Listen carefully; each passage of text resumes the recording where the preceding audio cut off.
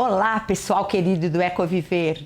É uma alegria estar aqui com vocês para o nosso primeiro podcast. Como eu tinha prometido, eu hoje estou trazendo para conversar conosco o Gabriel. O Gabriel, ele é de São José do Rio Pardo e veio aqui para conversar conosco. Obrigada, Gabriel, pela sua disponibilidade em estar aqui com a gente. É um prazer. Ele estudou, eu vou até ler porque é muita coisa, não dá. Ele é um engenheiro ambiental.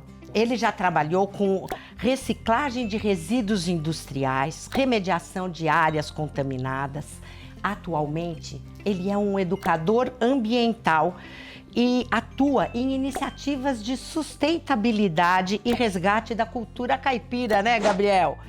É um prazer ter você aqui, viu? Muito obrigada por ter vindo conversar conosco. Imagina, Karen, querida, obrigado pelo convite. É um prazer enorme estar aqui, pessoal do Ecoviver.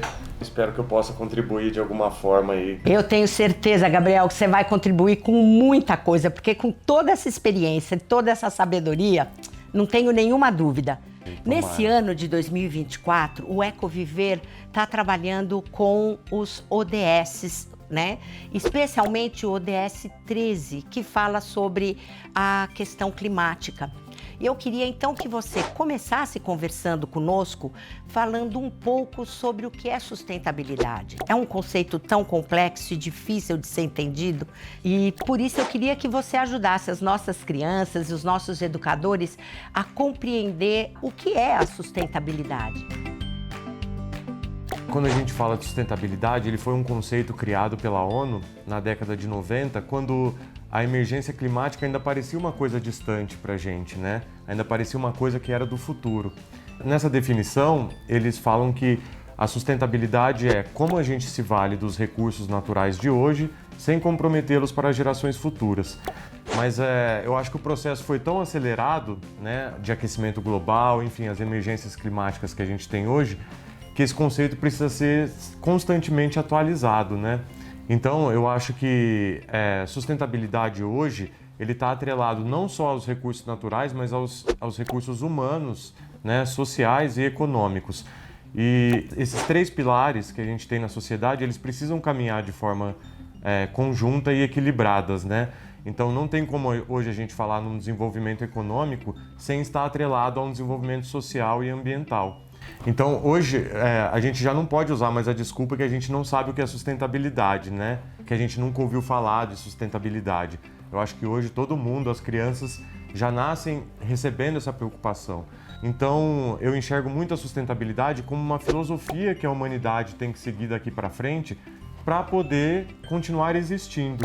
E não só sobrevivendo, mas vivendo, né? Como que a gente consegue equilibrar esses três pilares e desenvolvê-los a fim de que a gente melhore, não só freie essa aceleração, essa emergência climática, as consequências dela para o nosso dia a dia, como a gente consiga melhorar de fato a nossa vida no planeta. A ciência tem feito muitas coisas para contribuir para que o nosso aquecimento global não seja tão vasto, né? Você saberia dizer algumas coisas para as nossas crianças e os nossos educadores? Por muito tempo, a gente passou por um negacionismo de achar que isso não aconteceria ou que isso estaria num futuro distante, né? E a ciência tem um papel fundamental nisso de quantificar e qualificar o tamanho desse impacto. E principalmente, acho que a gente também acaba se apegando às questões negativas, mas a ciência, ao mesmo tempo que ela alarma a essas propostas, ela traz soluções para isso. E a ciência traz muito essa coisa da nossa influência no microclima, né? O que é o microclima? É o clima da nossa região, da nossa cidade, né? Que ele tem uma influência sobre o macroclima. Então, eu costumo até brincar que a nossa relação com a natureza, ela é de cuidador e cuidado. Então, a gente cuida em pequena escala. A nossa responsabilidade, o que a ciência traz para a gente, é essa possibilidade da gente cuidar em pequena escala, que às vezes parece insignificativo, mínimo. Você fala assim, nossa, mas essa açãozinha que eu estou fazendo está fazendo alguma diferença? Tá. E o conjunto de pequenas ações, ele tem um reflexo nas grandes ações. Então, enquanto a gente é protagonista ou antagonista, né, depende das atitudes que a gente tem em pequena escala, a gente sofre as consequências positivas ou negativas em grande escala, que aí é quando a gente entra como cuidado, porque aí é a mãe natureza, a grande natureza, com seus grandes fenômenos climáticos, que o homem não tem poder de controlar, tampouco de conter, né? E o que eu acho que é importante também para os educadores, para as crianças saberem, é que nós somos natureza, né? Eu acho que ao longo do desenvolvimento da sociedade, eu acho que o conceito de sustentabilidade ele foi trazido de novo, porque ele não é uma novidade, né? Ele não é uma coisa que apareceu na década de 90, ele foi sintetizado, mas ele é uma coisa que está desde a origem da humanidade, ele está posto, né? É a nossa interação com o meio, né? E a natureza não é a floresta amazônica, não é uma coisa distante, ela é o nosso dia a dia, nós somos natureza. Então eu acho que a grande virada de chave que a gente precisa ter em relação à sustentabilidade é isso, é entender que nós somos partes da natureza, não é a natureza lá e nós aqui.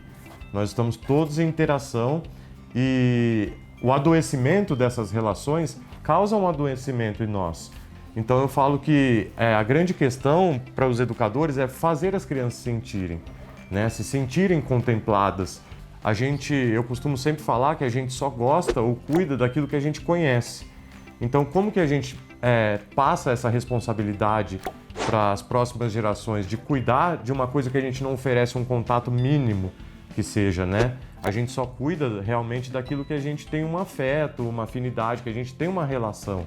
Gabriel, eu acho que você trouxe agora muitas coisas muito importantes. E uma que eu gostaria de deixar para vocês é o quanto é importante que as crianças cresçam compreendendo que nós somos natureza e que nós vivemos numa relação de interdependência e que a natureza não está para nos servir, nós também precisamos cuidar dela, não é?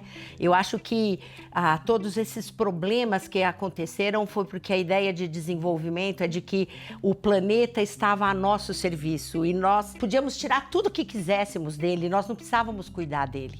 E ele está nos dizendo, olha, eu também preciso ser cuidado.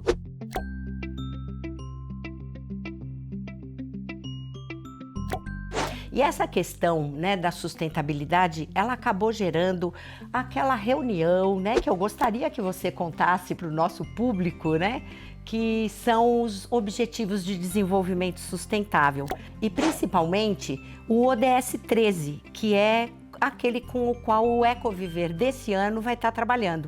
O que você pode aí nos trazer sobre os ODS e, em especial, o ODS 13?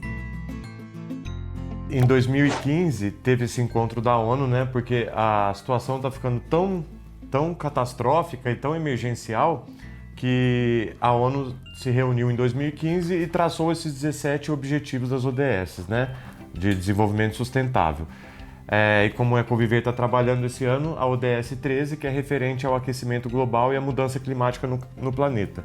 Mas o que eu acho legal falar é que todos os 17, eles estão interligados.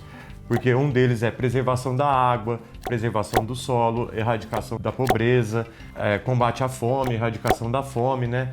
E o que eu acho legal os educadores passarem para as crianças e jovens, né, é que tudo faz parte de um grande ciclo. Como exemplificação, né, a gente pode falar, o lixo que eu joguei na rua. Não é porque você não está vendo a consequência disso direta que ela não traz consequência para você, né? E grandes. Então, se você pensar que esse lixo foi jogado na rua, uma hora ele vai cair no bueiro. O bueiro não é para receber lixo, o bueiro é para receber água de chuva, né? Isso vai acabar entupindo o bueiro alguma hora. Ele vai transbordar, vai causar um alagamento. Esse alagamento vai comprometer famílias, vai ter a incidência maior de animais com doenças, né? Então a culpa não é do animal, a culpa é do desequilíbrio que é causado, né? Pode ser que esse ciclo ele não seja tão curto e tão visível, mas ele está ali, está acontecendo. Então essa relação é muito importante e a gente entender esses ciclos faz a gente se entender e entender o nosso papel diante do planeta, né? Diante da natureza. Gabriel, você trouxe de uma maneira brilhante aquilo que foi a nossa primeira atividade do Ecoviver desse ano, que foi eles pensarem que tudo forma uma cadeia de causas e consequências. Então, é muito importante, gente, que as crianças compreendam que cada atitude que nós temos, ela vai gerar toda uma cadeia. e que a gente pode escolher fazer parte de uma cadeia virtuosa ou de uma cadeia viciosa, não é? E é exatamente isso, Gabriel, que eu gostaria que você nos trouxesse agora. Como que nós podemos fazer parte de cadeias positivas? Porque muitas vezes fica só falando no não, no negativo, não é? Mas eu acho que as crianças, elas precisam saber o que atitudes que são bacanas, que são legais, que vão desencadear essa teia, né? Que é uma teia positiva de ajuda ao planeta, de ajuda à sustentabilidade, de ajuda à diminuição desse aquecimento global. Você podia dar alguns exemplos, né, de coisas, de como elas vão repercutindo para que eles saibam como agir, Gabriel? Claro, eu acho que isso é muito importante, assim, a gente não falar só das coisas negativas, né? Então, um exemplo que eu gosto de dar sempre, que eu acho super palpável, hoje, por esse terror climático, a gente fala, não pode mais cortar árvore. Mas mais importante do que não cortar é plantar. Se a gente pensar que a gente está num país com mais de 200 milhões de habitantes, se cada um plantasse uma árvore num ano... Seriam 200 milhões de árvores, né? Eu acho que o consumo de coisas locais também é sempre mais interessante, porque a gente, como a gente estava conversando, a gente acaba entrando nas outras ODS, como fomento de uma economia local, né? Fomento da sua comunidade, valorização das pessoas que estão ali em volta. Então eu acho que isso a gente conseguir dar preferência para produtos locais. Acho que o cuidado com a água, uma questão que a sociedade se acostumou a usar a mesma água que a gente bebe para tomar banho, para lavar a calçada. E hoje a gente já fala de água de reuso, né? Que são captação de água da chuva, que é uma coisa super simples. Às vezes na calha da escola a gente pode pegar a água da chuva e estocar isso, usar isso para lavar, para usar numa descarga, né? Separação de resíduos, que é uma coisa simples de ser feita, né? Se a gente conseguir separar os recicláveis dos orgânicos, né, dos úmidos que a gente fala, né, que são os restos de comida, restos de folha. Na própria escola a gente pode ter uma composteira, uma pequena horta para abastecer a escola. Então eu acho que são essas pequenas atitudes que a gente, do dia a dia, que a gente consegue transformar, né? Mas eu acho que a grande questão e o grande desafio para os educadores é a gente conseguir que as crianças, que isso tenha realmente um significado. Isso tem que fazer realmente sentido na cabeça das crianças, né? Não adianta a gente falar, não joga no rio, não joga no lixo errado, não joga na rua. A gente tem que falar o porquê, né? Porque isso faz sentido. Senão é só mais uma regra que as crianças adoram quebrar uma regrinha, né? Então, quando a gente ressignifica isso faz sentido, aí a gente tem propriedade para falar. E a gente está formando pessoas que vão ser agentes transformadores e capaz de mudar essa realidade que a gente veio construindo de forma negativa ao longo dos anos e transformar em algo positivo, um impacto positivo para o ambiente, né? Maravilha, Gabriel, que lição linda que você acabou de dar para nós. Eu queria agora que você, em poucas palavras, dissesse aí a sua mensagem final e se despedisse da turminha que está do lado de lá da câmera. Eu queria agradecer você, obrigado pela oportunidade. É um tema que eu adoro falar, espero que eu tenha contribuído de alguma forma com vocês, educadores, com as crianças. E agradecer vocês, falar que eu estou à disposição, que é um prazer enorme estar aqui.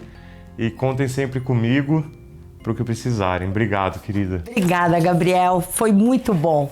Bom, vocês já sabem, não é? Agora, pelo projeto Ecoviver, vocês vão formar agentes, crianças e jovens que se tornarão agentes de transformação, de sustentabilidade na sua forma de viver, como uma filosofia de vida e de atuação.